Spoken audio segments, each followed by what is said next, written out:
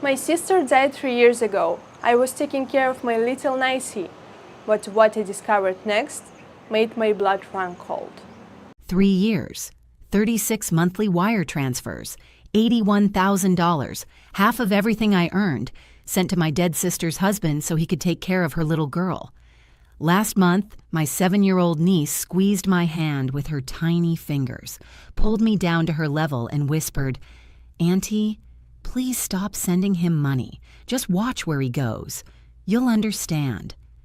What I discovered after that changed everything I thought I knew about the man my sister married. My name is Athena Rowan. I'm 33 years old and I work as an insurance claims processor at a small firm in Roanoke, Virginia. I make about $54,000 a year before taxes, which sounds reasonable until you realize I've been giving away half of it every single month for 3 straight years. I live in a 1-bedroom apartment on the 2nd floor of a converted Victorian near Grandin Village. I drive a 2016 Kia Sorento with a coffee stain on the passenger seat that I tried to scrub out twice before accepting it as a permanent roommate. The coffee stain has been there longer than most of my friendships at this point. My older sister Sienna was the person I admired most in the world.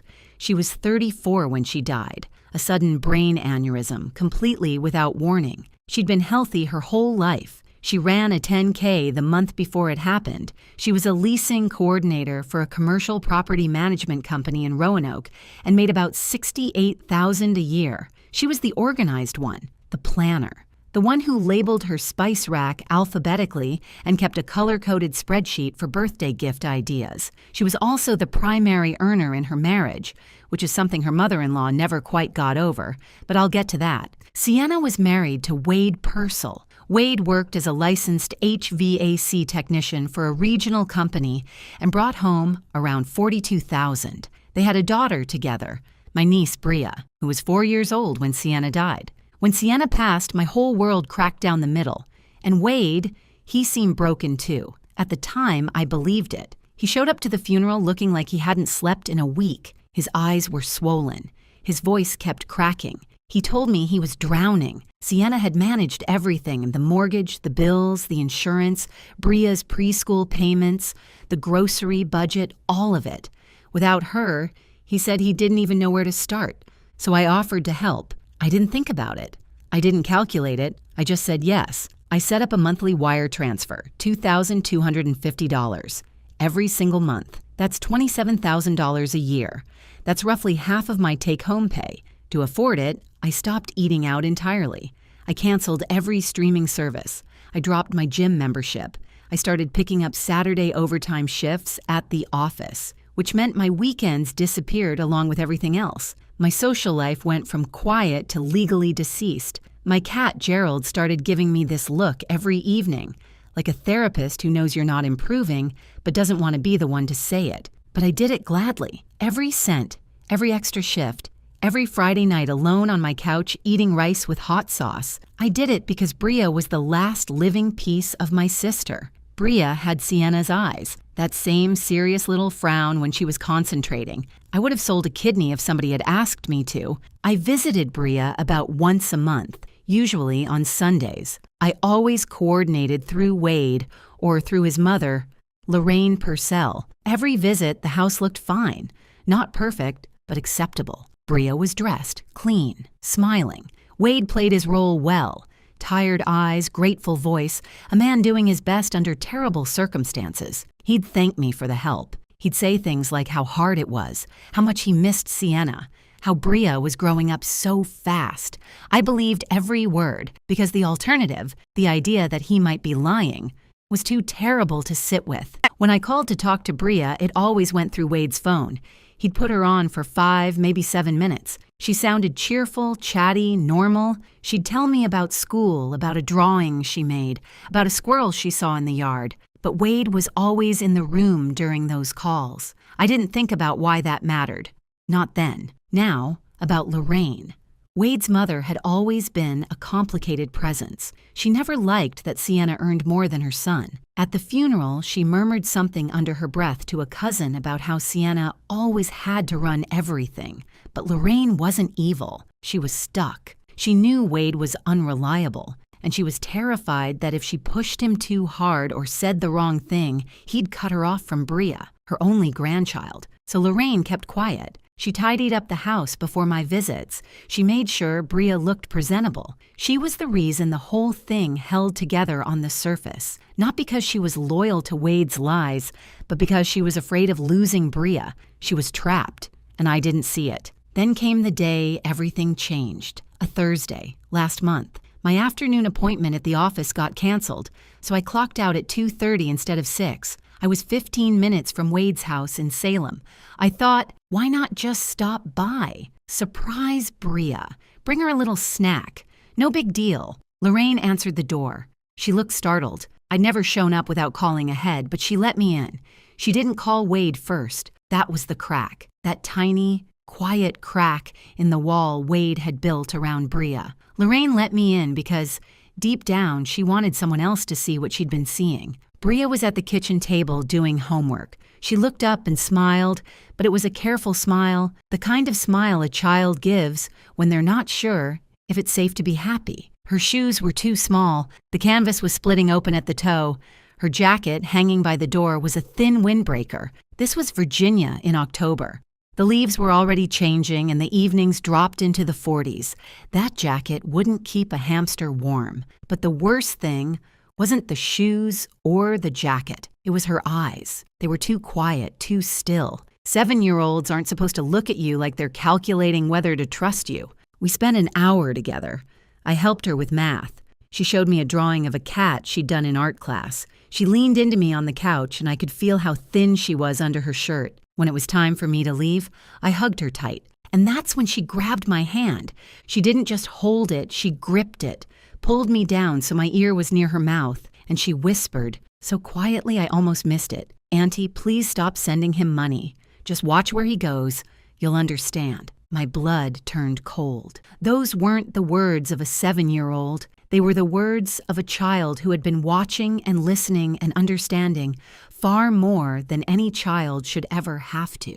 I drove home that night in silence. No radio, no podcast, just Bria's whisper on repeat in my skull. At 2 a.m, I was still awake, sitting up in bed, scrolling through 36 wire transfer confirmations on my phone.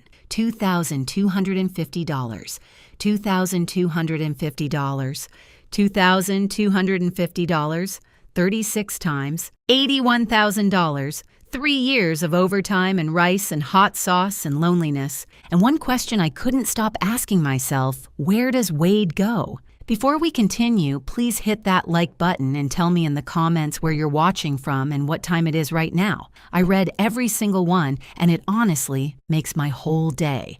Thank you so much for being here. I took a personal day from work, Tuesday. I told my supervisor I had a dentist appointment, which was technically a lie, but at that point, my conscience had bigger problems to deal with than a fake cavity. I drove to Salem and parked down the street from Wade's house, the same ranch-style home that Sienna had picked out 4 years before Bria was born. The house Sienna's credit score had helped qualify for the mortgage on. The house where Sienna had painted the front door sage green because she said it set the right energy. Now the sage green was fading, and the energy it was setting was closer to abandoned storage unit. The porch railing was peeling. The gutters were stuffed with leaves from 2 autumns ago. The lawn Sienna used to maintain so carefully that she once got into a 15-minute debate with a neighbor about the correct height for fescue grass, was patchy and overgrown. The whole yard had the energy of someone who quit a New Year's resolution around February and never looked back. I expected to find something ugly. Truly, I thought I was going to discover Wade had a drug problem or a gambling addiction or something destructive that would explain where $81,000 had gone. Something sad, maybe. Something that would at least make me feel pity alongside the anger. That's not what I found. Wade left the house at 10:15 in the morning. He was not wearing his work uniform. He was wearing a fitted fall jacket I'd never seen before. Dark blue, looked brand new. He got into his truck and pulled out of the driveway with the casual confidence of a man with nowhere important to be and all the time in the world. He didn't drive toward any job site. He drove 40 minutes to Blacksburg near the Virginia Tech campus. He parked at a townhouse complex on a quiet, tree-lined street, the kind of street where people put little potted plants by their front doors and the mailboxes are all the same color. A woman came out of Unit 7, late 20s, auburn highlights, wearing a designer crossbody bag that I later learned costs about $400, which is roughly what I spend on groceries in a month. She walked up to Wade's truck. They kissed. Not a peck, not a greeting. A comfortable, familiar, lived-in kiss. The kind you share with someone who's been in your life for months. Her name was Kendra Feltz. I didn't know that yet. I'd learn it soon enough. They got into his truck together and drove to a brunch spot 2 blocks away. I sat in my Kia Sorento with my hands shaking so badly that I accidentally leaned on the horn. I had to pretend I was waving at someone across the parking lot. There was absolutely no one across the parking lot. Just me, performing for an audience of 0, which honestly summed up the last 3 years of my life pretty well. Here's what broke me. I expected destruction. What I found was comfort. Wade hadn't fallen apart without Sienna. He hadn't spiraled. He'd just replaced his family.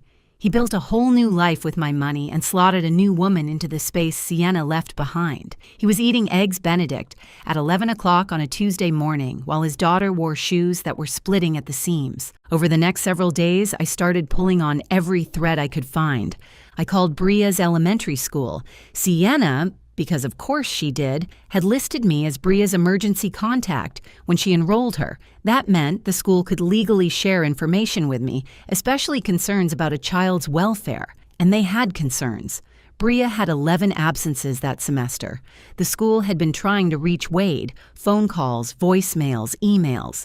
He responded to exactly none of them. The attendance office told me they were close to filing a report with social services. Then I talked to Patty Gorman. Patty lived 3 doors down from Wade with her husband and her daughter, who was Bria's age. Patty was relieved, almost tearfully relieved, that someone was finally asking questions. She told me that Bria showed up at her house after school at least 3 times a week, hungry. Not, I want a snack, hungry. Hungry like she hadn't eaten since the school lunch that was included in her free meal program. Patty had been feeding Bria dinner on those nights. She said Bria once told her daughter, very matter-of-factly, that Daddy is always at his other house. 7 years old. And she already understood the concept of another house. I traced back Wade's employment. I called the HVAC company where he'd worked for 6 years. They told me he'd left 7 months ago. He wasn't fired, he just stopped coming in. But when I asked more questions, a clearer picture came together. Before he quit entirely, Wade had been reducing his hours for months, showing up late, leaving early, taking long lunches. The decline started roughly 10 to 12 months ago, which lined up with when the relationship with Kendra must have begun. He met someone, started spending more time with her, pulled away from work gradually, and eventually just stopped going. For 7 months, Wade Purcell had 0 income. He was living entirely on my wire transfers, $2,250 a month, money I broke my back to earn, funding a life he was too comfortable to work for. I tried to approach Lorraine carefully. I called her, kept my voice casual, asked how Wade was doing, whether Bria needed anything for school. Lorraine's voice went tight immediately. She said Wade was doing his best under impossible circumstances, and that I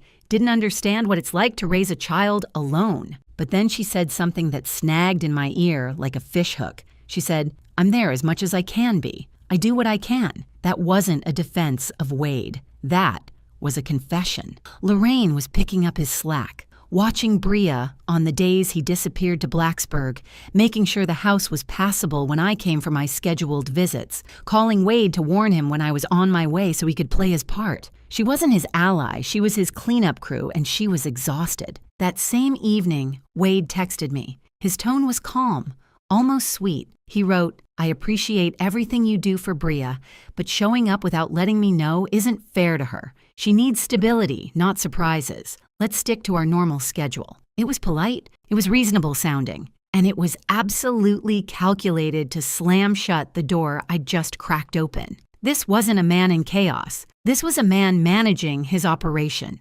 Stability. The man who hadn't bought his daughter a new pair of shoes in 6 months was giving me a lecture about stability. I almost laughed.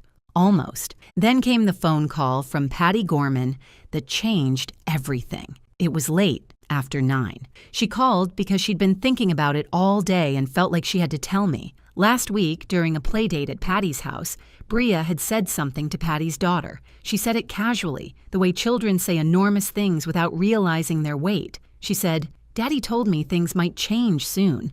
I might go somewhere else for a while." My stomach dropped through the floor. This wasn't just neglect anymore. Wade wasn't just spending my money on his girlfriend and ignoring his daughter. He was planning to get rid of her. He was building an exit from fatherhood, one that would let him keep his comfortable new life with Kendra, free and clear, without a 7-year-old reminding him of the wife he'd replaced and the responsibilities he'd abandoned. I sat on the edge of my bed that night with my phone in my lap and my hands in fists. $81,000.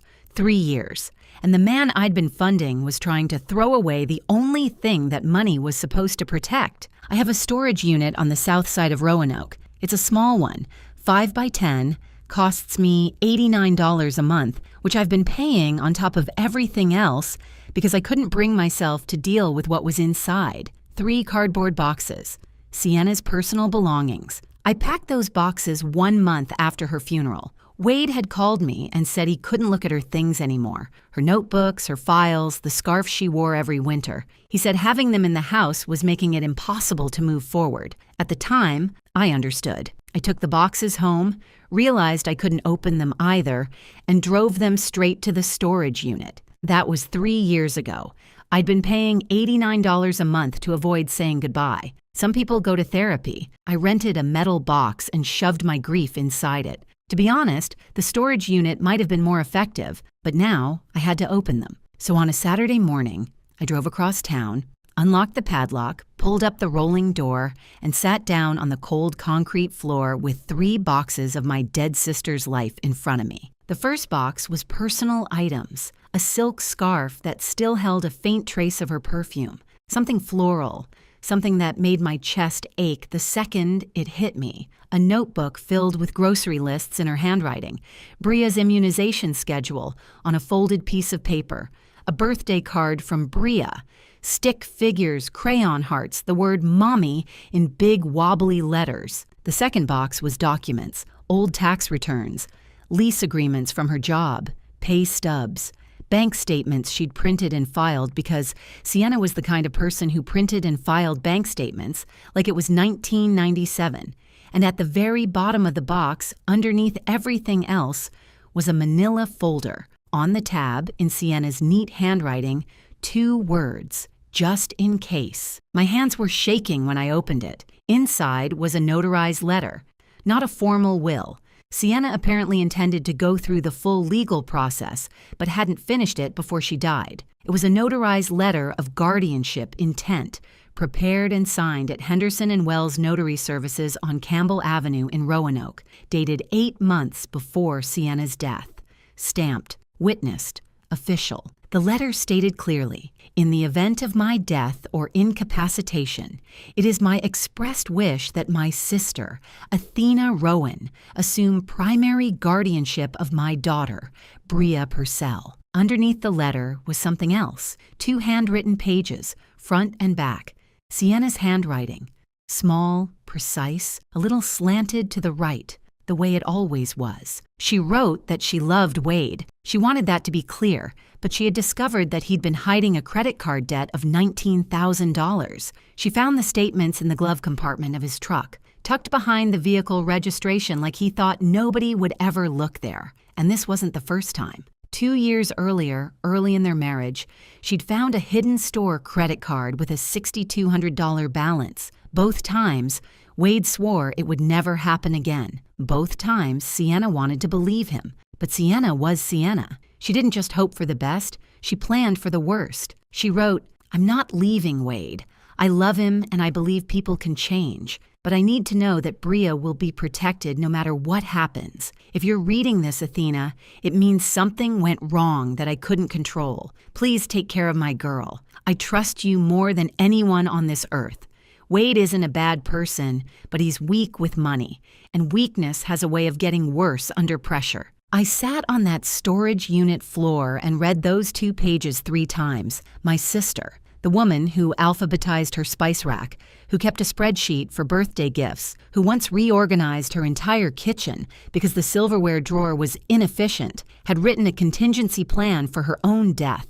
She'd seen the cracks in Wade, and instead of pretending they weren't there, she'd built a safety net around her daughter. I could barely keep track of my car keys on a good day, and Sienna had been out here playing four-dimensional chess with the future. She really was the better sister, and she would absolutely hate me for saying that. Monday morning, I called into work, told them I needed a late start, and drove to Church Avenue in downtown Roanoke, the office of Bridget Kowalski, family law attorney, 22 years of experience, mid-50s, short silver hair, reading glasses on a beaded chain, a handshake that could crack a walnut. My coworker's cousin had used her during a custody dispute and said Bridget was the kind of lawyer who made opposing counsel suddenly remember they had somewhere else to be. I laid everything out on her desk. The wire transfers, the school absences, Patty Gorman's account, Wade's unemployment, the girlfriend, the townhouse in Blacksburg, and finally, the notarized letter from Sienna. Bridget listened without interrupting for 12 straight minutes. I know because I watched the clock on her wall, a wooden clock with Roman numerals that ticked so loudly in the silence that it sounded like a countdown. When I finished, she took off her glasses and set them on the desk. She said, "This letter isn't a binding custody order.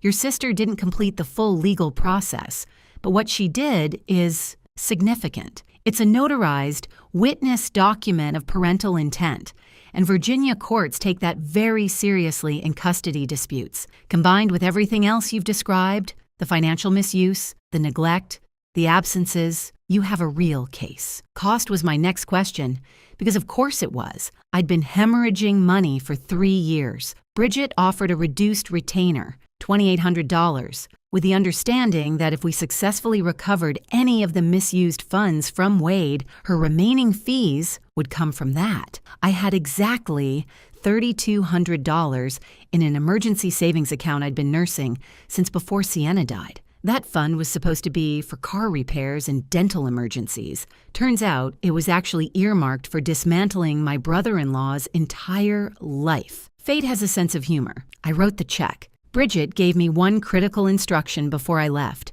She looked me dead in the eyes and said, "Keep sending the monthly wire transfer. Do not change your pattern.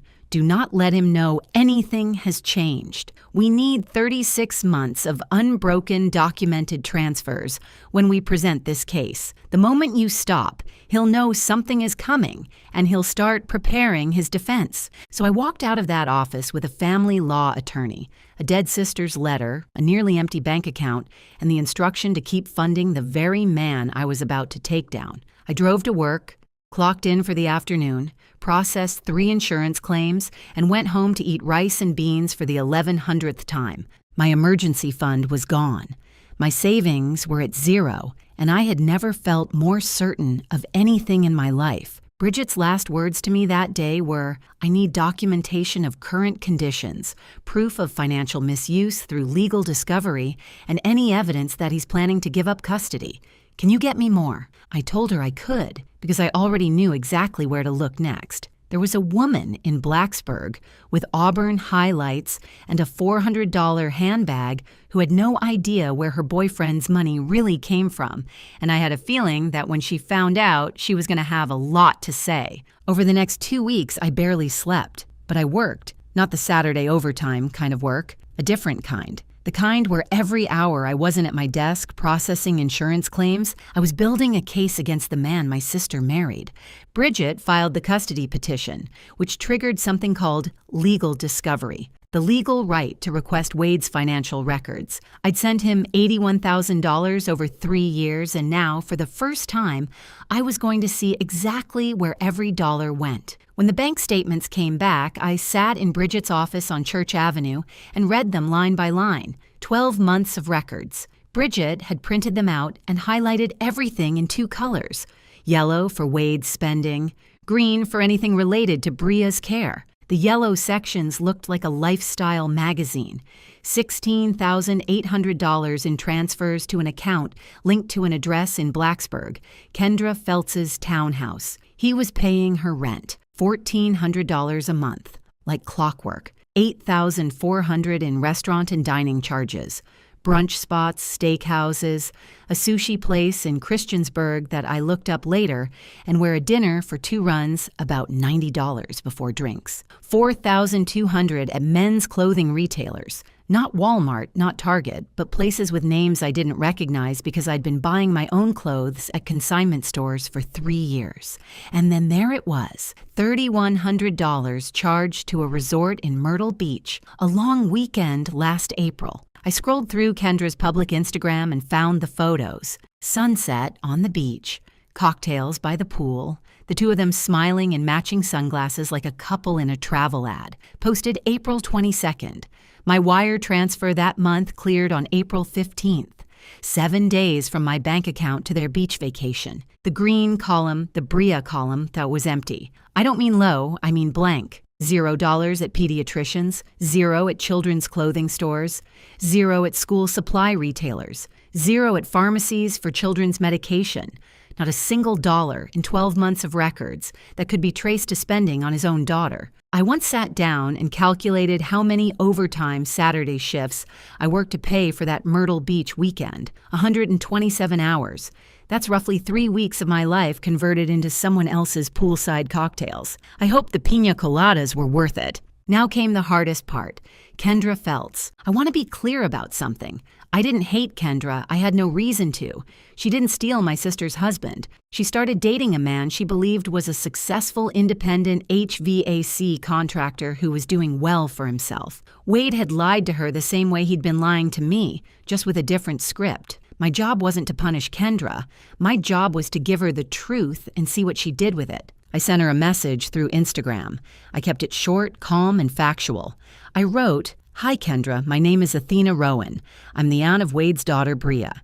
I think we should talk. It's important and it's not what you might expect." She didn't respond for 2 days. I checked my phone approximately 400 times during those 2 days, which I don't recommend for anyone who values their sanity or their screen time report. When she finally wrote back, it was cautious. What is this about? We met at a coffee shop in Christiansburg. Neutral ground, public, nothing confrontational. I bought 2 coffees and sat across from a woman who was about to learn that her boyfriend was funding their entire relationship with money stolen from a dead woman's sister, meant for a 7-year-old child. I didn't accuse. I didn't yell. I put my phone on the table and showed her the wire transfer dates from my banking app. Then I showed her her own Instagram posts. The designer crossbody bag she'd posted on March 18th. My wire transfer cleared March 16th. The Myrtle Beach photos from April 22nd. My transfer cleared April 15th. The watch she'd tagged Wade wearing in a photo last July. My transfer from that month. Right on schedule. Kendra stared at the screen. Her face lost color in stages, like watching a sunset in reverse. She shook her head. She said Wade told her he was an independent contractor. She said business was good and that he sometimes got large client payments. She said she had no reason not to believe him. I told her I wasn't there to blame her. I said, "I just need you to know that a 7-year-old girl has been going hungry while the money I sent to take care of her has been going somewhere else." Kendra asked for time. I gave it. I didn't push. I drove home and waited. 2 days later, she texted me. The message read, "I checked his phone while he was sleeping. I found the wire transfers from your name. He told me those were client payments from a property management account. I feel sick. I'm so sorry." That was the moment Kendra Feltz stopped being Wade's girlfriend and started being my witness. And then she told me something that turned my blood to ice. Over the next few days, Kendra and I talked more. She started remembering details she hadn't thought twice about before. Comments Wade made that she'd dismissed as casual. He'd mentioned making arrangements for Bria a few times. He said Bria might go somewhere more suitable. He talked about how Lorraine could take her for a while, and then they'd figure out the rest. Kendra thought it was a co-parenting decision. She didn't realize she was hearing a man plan his exit from fatherhood. I brought all of this to Bridget. She listened, made notes, and then did something I couldn't have done on my own. She made a formal inquiry with the Virginia Department of Social Services, and what she found stopped me cold. Wade had contacted the department 6 weeks earlier.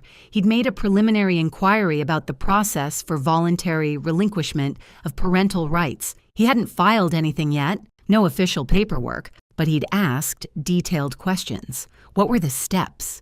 How long it took? Whether the child would go to a family member first or into foster care. It was all on record. My brother-in-law wasn't just neglecting his daughter. He was actively researching how to legally stop being her father. And if he filed before I secured custody, Bria could end up in the foster system, even temporarily. And getting her out would become exponentially harder. Bridget was clear about that. We were running out of time. Bridget accelerated.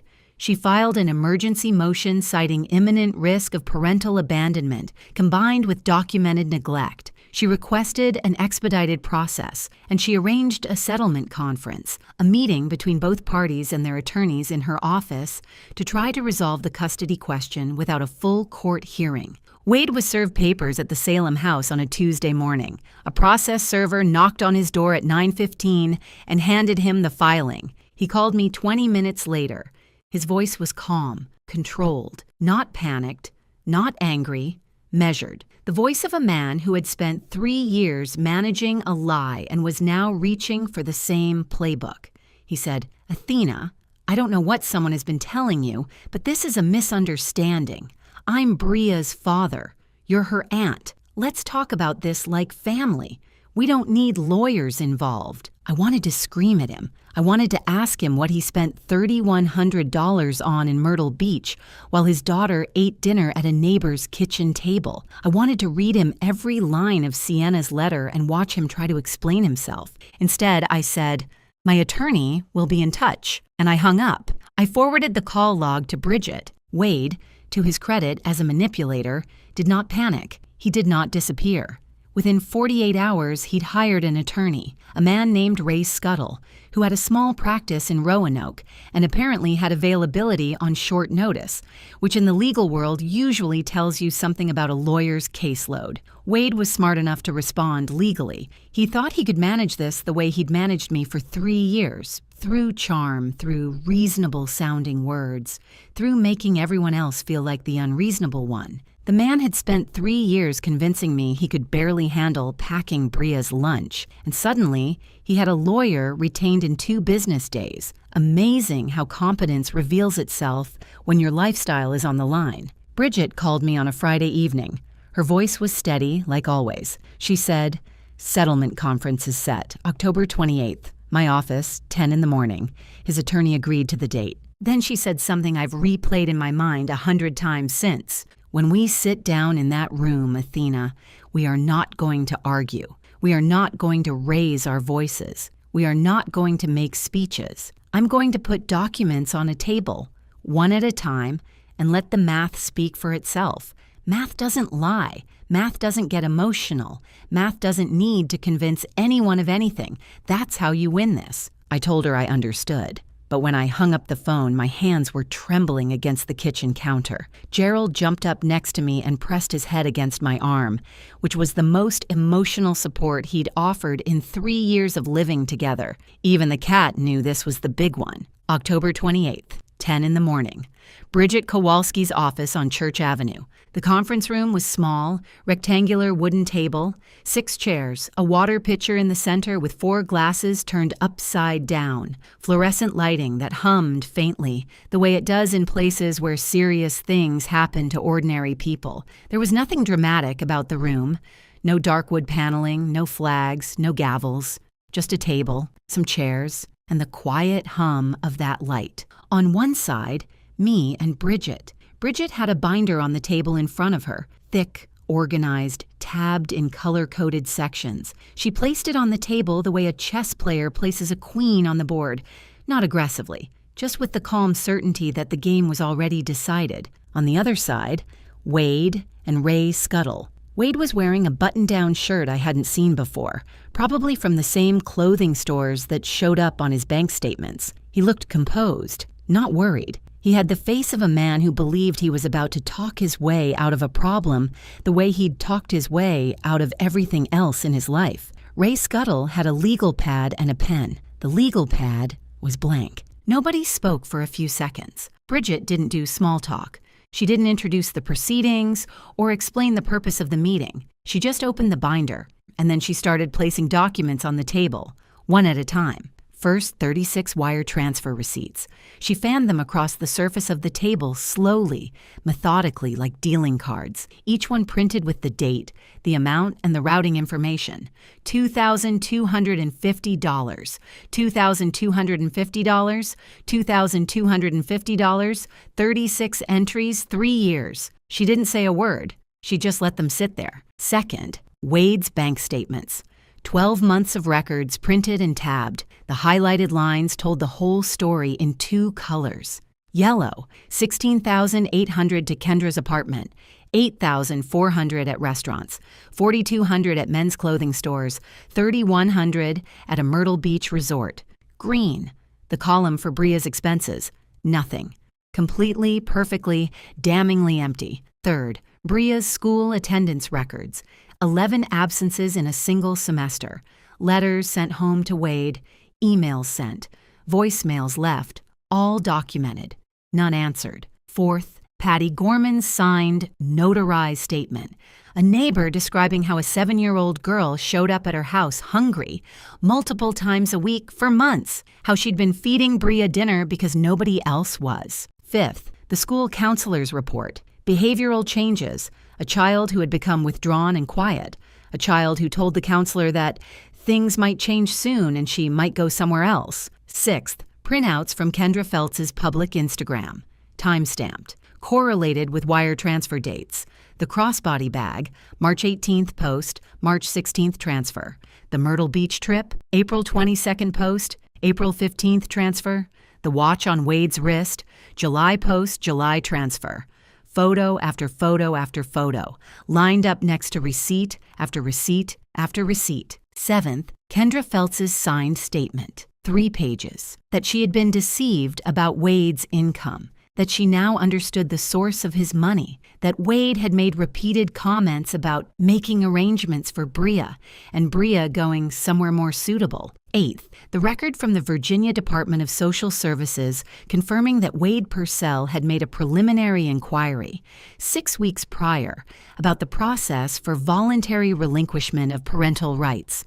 And last, placed gently in the center of the table, like it was something sacred, because to me it was, Sienna's notarized letter of guardianship intent, and underneath it, her handwritten note. The one where my sister, 8 months before she died, wrote that she loved her husband but didn't trust him with money. The one where she asked me to protect her daughter if anything ever went wrong.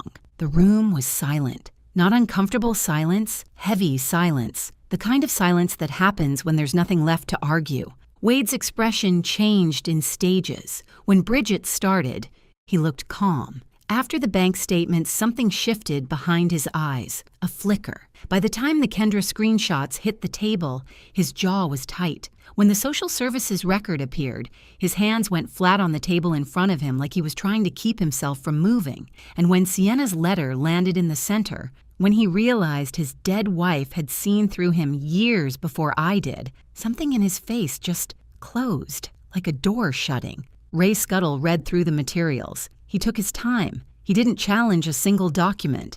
He didn't ask a clarifying question. He made no notes on his blank legal pad. When he finished, he leaned toward Wade and said quietly, "Let's step into the hall for a moment." They stood up and walked out. The door clicked shut behind them. I stared at the water pitcher in the center of the table. I could hear my own heartbeat in my ears. Bridget sat beside me, sipping coffee from a paper cup she'd brought from downstairs, looking as relaxed as someone waiting for a bus. I wanted to ask her how she could be so calm, but I already knew. She'd done this before. She'd sat across from men like Wade before. She knew what the hallway conversation sounded like even though she couldn't hear it. They were gone for 11 minutes. I counted everyone. When they came back, Wade looked different. Not angry, not defiant, just empty. Like the energy it took to maintain the lie for 3 years had been the only thing holding him together, and now that it was gone, there was nothing left. Ray Scuttle spoke first. His voice was professional, neutral. He said, "My client is prepared to discuss terms." I'll never know exactly what Ray told Wade in that hallway, but I can guess. He probably said that fighting this would trigger a criminal referral for wire fraud, that the evidence was not arguable. It was arithmetic, that any judge who saw this file would not just grant me custody, but would do so with prejudice, that the best outcome Wade could hope for was the one sitting on the table right now, a negotiated agreement instead of a courtroom demolition. Whatever he said, it worked. The terms were straightforward. Wade agreed to voluntarily transfer full legal and physical custody of Bria to me. He agreed to a restitution schedule for the $81,000, structured payments with wage garnishment applying the moment he became employed again. If he missed payments or violated any term of the agreement, the criminal fraud referral that Bridget had already prepared would be filed with the district attorney's office. Wade retained supervised visitation rights, 1 visit per month, with a court-appointed supervisor present. Bridget had insisted on this, not because Wade deserved it, but because she said it made me look reasonable rather than vengeful, and it was what a judge would order anyway. Wade picked up the pen. He signed slowly. He didn't look at me. He didn't look at Bridget. He didn't look at anyone. He signed the papers with the same hand that had cashed 36 wire transfers meant for his daughter and spent them on restaurant brunches and resort weekends, and a designer bag for a woman he'd been lying to. I thought about asking for the pen as a souvenir, but Bridget had already moved on to the next page. When it was done, Wade stood up. He walked through the conference room, through the lobby, and out the glass front door of Bridget's office without saying a single word. Ray Scuttle shook Bridget's hand, a professional courtesy between attorneys, gathered his blank legal pad, and followed. The room was empty. Just me and Bridget and a table full of documents and 4 untouched glasses of water. Bridget looked at me. She didn't smile. Bridget wasn't the smiling type, but she nodded once and said, "Bria's yours." I didn't cry. Not yet. There would be time for that later. What I felt wasn't sadness or relief or joy. It was something quieter, something I hadn't felt in 3 years, like I could finally breathe all the way down to the bottom of my lungs without something pressing against my chest. That afternoon, I drove to Bria's school. I pulled into the pickup line at 3:15. When Bria came through the double doors with her backpack, the same thin backpack she'd had since kindergarten, she looked at the line of cars.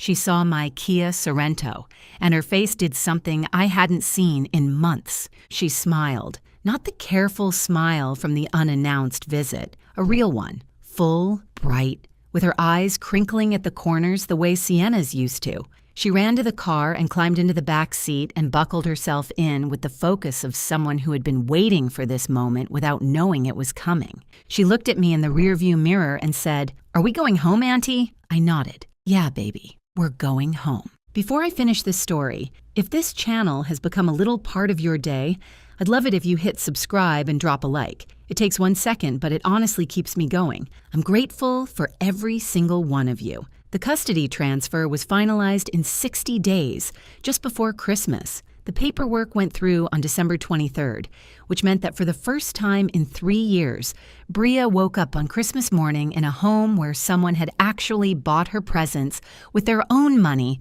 and wrapped them by hand at midnight, while a cat kept trying to sit inside the wrapping paper. Gerald, for the record, did not handle the transition gracefully. He spent the first week on top of the refrigerator, staring down at Bria with the expression of a landlord who just discovered an unauthorized subtenant. By week 2, he had migrated to the back of the couch. By week 3, he was sleeping on the foot of Bria's bed. He never acknowledged the shift in loyalty. Cats don't do apologies. We turned the corner of my living room, the spot next to the window that catches the afternoon sun, into Bria's space. A small bookshelf from the thrift store on Williamson Road, a desk lamp with a yellow shade that Bria picked out herself, her crayons and markers organized in a coffee mug that says, "World's Okayest Aunt," which I bought as a joke and which Bria took completely seriously. So now it's a permanent fixture. The $2,250 a month that used to disappear into Wade's bank account now goes directly to Bria. New shoes that fit, a winter coat rated for Virginia weather, not a windbreaker designed for a mild September afternoon, school supplies, a Saturday morning art class at the community center in Grandin Village, where Bria paints mostly cats and the occasional tree. Gerald served as an unwilling model for one session and has refused to make eye contact with me since. I still eat simply. That's a habit 3 years in the making, and some habits stick even when the reason for them changes. Oatmeal every morning with cinnamon and sliced banana costs about 40 cents a bowl and keeps me full until lunch. I started that routine when I was trying to save every spare cent for Wade's wire transfers, and now I keep it because it works and because I kinda like it. Some things don't need to be expensive to be exactly right. But now when I make it in the morning, there's a little girl sitting across from me drawing pictures while her oatmeal gets cold because she's too focused on getting Gerald's whiskers right. And that 40-cent breakfast feels like a feast. With the wire transfers stopped and the legal fees settled, I started rebuilding my savings. I'll probably never be rich. That's fine. I have a steady job, a one-bedroom apartment that's a little crowded now but full in a way it never was before, and an emergency fund that's slowly climbing back up from zero. Stable, that's the word. I hadn't felt stable in 3 years, and it turns out stable is pretty wonderful. Wade moved in with Lorraine after the settlement. The restitution payments started small. He had to find employment first. He picked up part-time HVAC work with a different company about 6 weeks later. The payments come out of his wages automatically. Whether I'll ever see all $81,000 back is uncertain, but the repayment order is enforceable, and the criminal fraud referral sits in Bridget Kowalski's filing cabinet like a loaded weapon that never needs to be fired as long as he keeps his end of the agreement. Kendra blocked Wade on everything the day after the settlement conference. His social media went dark within a week. I don't know what his life looks like now, and honestly, I don't spend time thinking about it. This was never about destroying Wade. It was about getting Bria out. Something I didn't expect happened about 3 weeks after Bria moved in. Lorraine Purcell called me. Not Wade, Lorraine. Her voice was different than I'd ever heard it. Smaller. She didn't defend Wade. She didn't make excuses. She just asked if she could see Bria. I said yes, because Lorraine is Bria's grandmother. Because Lorraine spent 3 years trapped between a son she couldn't control and a grandchild she didn't want to lose. Because this was never about punishment. It was about putting Bria somewhere safe. And Lorraine, despite everything, loved that little girl. Lorraine came over on a Sunday afternoon.